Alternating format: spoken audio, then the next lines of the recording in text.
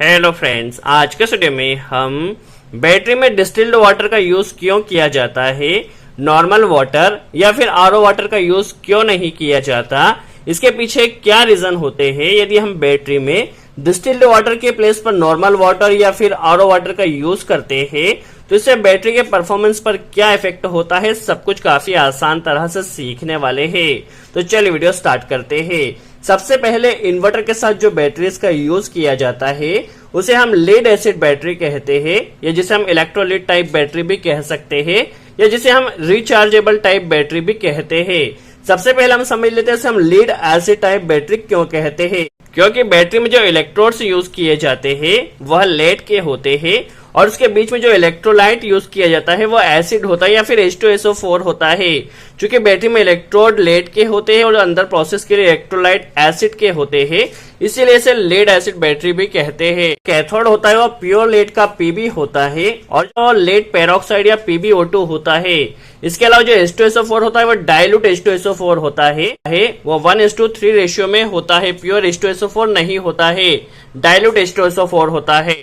चलिए अब हम आते हैं हमारे टॉपिक की तरफ। डिस्टिल्ड वाटर एक्चुअल में होता क्या है, डिस्टिल्ड वाटर को किस तरह से बनाया जाता है। देखिए इसमें क्या करते हैं, हमारे पास एक पात्र होता है जिसमें हम नॉर्मल हमारे घरों में जो पानी यूज किया जाता है नॉर्मल पानी को यूज करते हैं। इसे नीचे से गर्म किया जाता है। देखिए नीचे से गर्म करने के बाद क्या होता है, यहाँ पर जो पानी होता है यह वाष्प के रूप में या भाप के रूप में परिवर्तित होता है। इसी भाप को हम ले जाते हैं कैपिलरी से होता हुआ, देखिए कैपिलरी से होता हुआ ले जाते हैं और इस भाप को हम यहाँ पे कैपिलरी में ठंडा होता है और यहाँ पर एक पात्र रखा होता है जिससे इस भाप को यहाँ पर इस पात्र में क्या होता है, जब इसे ठंडा किया जाता है तो यह भाप वापस पानी के रूप में आ जाती है और इस पानी के रूप में यहाँ पे वाटर को इकट्ठा कर लिया जाता है। तो ये जो वाटर होता है ये हमारे पास डिस्टिल्ड वाटर होता है क्योंकि इसे भाप से बनाया गया है। इसमें इम्प्यूरिटी और जो मिनरल्स होते हैं वो बिल्कुल ना के बराबर होते हैं। फिर यहाँ पर हमें जो वाटर मिलता है इस वाटर में हम करीब 33 से 35% एसिड मिलाते हैं H2SO4। इसलिए हमने कहा था जो डाइल्यूट H2SO4 होता है उसमें 1:3 रेशियो में H2SO4 होता है। इसमें 1 रेशियो में H2SO4 होता है और 3 रेशियो में हमारा यह जो वाटर हमें यहाँ मिला है वाटर होता है। सो फर्स्ट आपको यह तो क्लियर हो चुका है डिस्टिल्ड वाटर क्या होता है। नॉर्मल वाटर को गर्म किया जाता है, भाप के रूप में परिवर्तित किया जाता है, भाप को फिर कैपिलरी में ठंडा कर इसे वापस पानी के रूप में परिवर्तित किया जाता है और इस ये जो हमारे पास यहाँ जो वाटर मिलता है इसमें 1:3 रेशियो में H2SO4 मिलाया जाता है। यही हमारे पास डिस्टिल्ड वाटर होता है। इस डिस्टिल्ड वाटर में मिनरल्स, इम्प्योरिटी एंड सॉल्ट का परसेंटेज जो होता है काफी कम होता है और यदि इस डिस्टिल्ड वाटर का TDS मान देखा जाए तो 5 ppm या इससे भी कम होता है। ये काफी इंपॉर्टेंट एस्पेक्ट है। सो यदि हम बैटरी में डिस्टिल्ड वाटर का यूज करते हैं तो हमारी बैटरी की जो परफॉर्मेंस होती है और उसमें जो केमिकल रिएक्शन होती है वो काफी बेटर तरह से होती है।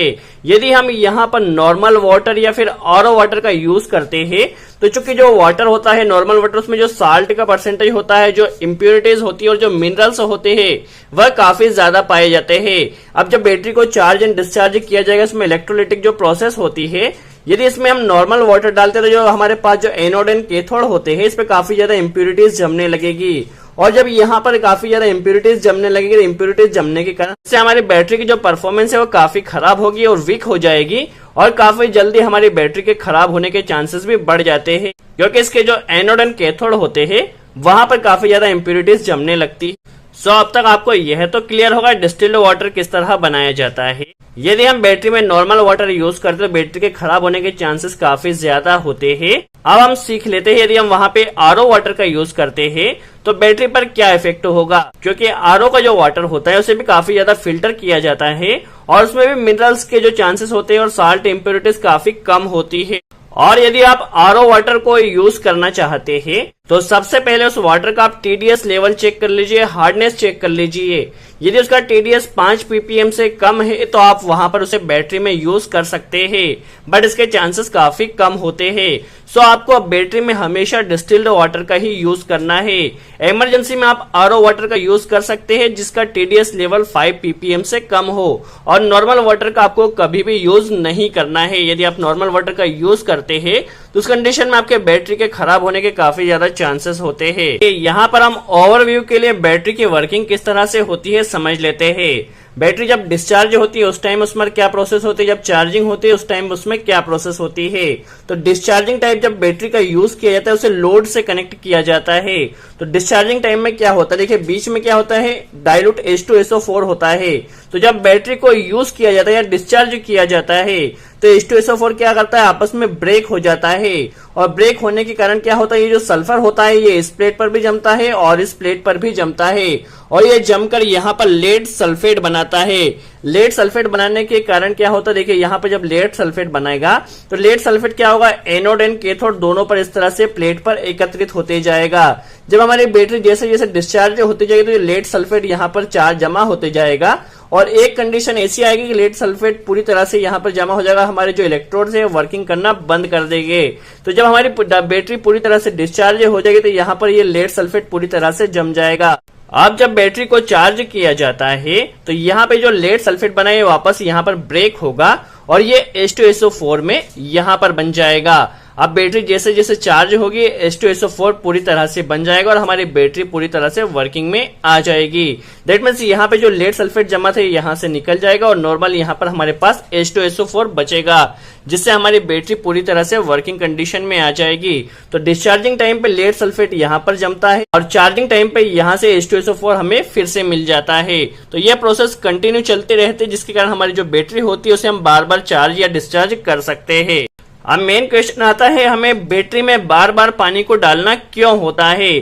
तो देखिए जब यहाँ पर ये प्रोसेस होती है चार्जिंग डिस्चार्जिंग तो यहाँ पे जो H2SO4 होता है काफी ज्यादा गर्म हो जाता है और भाप बनने के कारण इसमें हाइड्रोजन और ऑक्सीजन के रूप में यहाँ से जो होती है गैसेस वो यहाँ से बाहर निकलने लगती है। इस प्रोसेस को होने में काफी टाइम लगता है और धीरे धीरे से यहाँ जो पानी का लेवल होता है वह कम होते जाता है।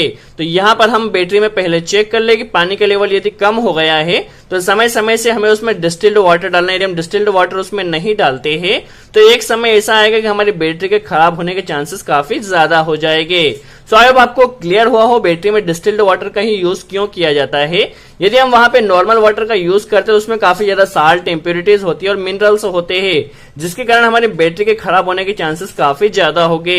यदि आपको आरओ वाटर का यूज करना है तो पहले आप आरओ वाटर को चेक कर लीजिए कि उसका जो TDS लेवल है 5 ppm से कम है। यदि 5 ppm से कम है तो आप वहां पर आरओ वाटर का भी यूज कर सकते हैं। सो आई होप आपको क्लियर हुआ हो। यदि वीडियो अच्छा लगा हो तो लाइक का बटन जरूर प्रेस करें, कोई डाउट हो तो कमेंट्स में जरूर पूछे। सो आज के लिए इतना ही।